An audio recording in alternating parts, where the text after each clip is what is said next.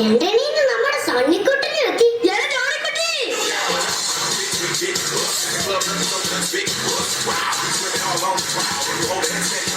നമ്മളുടെ മക്കളുടെ സ്നേഹം കണ്ടി കുറെ നാള് കൂടി കാണുന്നല്ലേടി. അങ്ങ് സ്നേഹിക്കട്ടെ.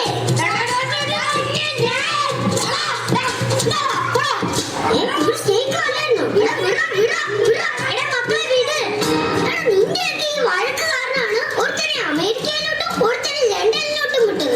പെണ്ണ് കെട്ടുന്നതിന് മുമ്പ് ഒരു വഴക്കൂലായിരുന്നു. അപ്പച്ച പറഞ്ഞത് കേട്ടോ, ഞാൻ വന്നാൽ പിന്നെ വഴക്കുണ്ടാക്കുന്നതെന്ന്. എടി നീ മാത്രമല്ല ജോണിയുടെ ഭാര്യ വഴക്കുണ്ടാക്കുന്നുണ്ട്. ചൂടി പറഞ്ഞത് കേട്ടോ. എടാ നീ നിന്റെ ഭാര്യയുടെ കാര്യം നോക്കിയാൽ മതി, എന്റെ ഭാര്യയുടെ കാര്യം നോക്കാൻ ഞാനുണ്ട് ഇവിടെ. എടാ നീ അവിടെ കൊണ്ട് രാവിലെ ഇങ്ങോട്ട് വന്നതേ അമ്മനെ അപ്പനെ സോപ്പിട്ട് സ്വത്തെല്ലാം എഴുതി മേടിക്കാൻ വേണ്ടിയല്ലേ? ഫ്ലൈറ്റിൽ നിന്ന് ഇറങ്ങി കടയിൽ കയറി മുദ്രപത്രം വാങ്ങുന്നവരെ ഞങ്ങളുടെ മനസ്സിൽ ഇങ്ങനെ ഒരു ചിന്തയില്ലായിരുന്നു. അല്ല ചായ, പിന്നെ എന്തിനാടാ രാവിലെ ഒന്ന് ഇങ്ങോട്ട് കയറി പോകുന്നത്? എന്നാ പിന്നെ നിനക്ക് വരാൻ മേലായിരുന്നു നേരത്തെ. എടാ ഞാനാടാ ഈ വീടിന് മൂത്തത്. മൂത്തതല്ല നീ പൂത്ത. എടാ എന്നെ കാട്ടി മൂത്തല്ലേടാ നിന്റെ ഭാര്യ. എന്നെ പിന്നെ പറഞ്ഞാണ്ടല്ല പറഞ്ഞ നീ എന്റെ അടുക്കൂടി.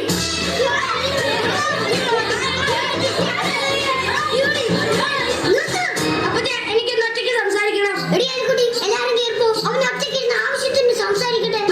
സംസാരിച്ചു കഴിഞ്ഞൊരു സിഗ്നൽ തന്നാ മതി. ഞാൻ ഇങ്ങോട്ട് വന്നോളാം. ഒന്ന് പോ മനുഷ്യവിടുന്ന്. എന്റെ സണ്ണിക്കുട്ടൻ ആകെ ക്ഷീണിച്ചു പോയി. അത്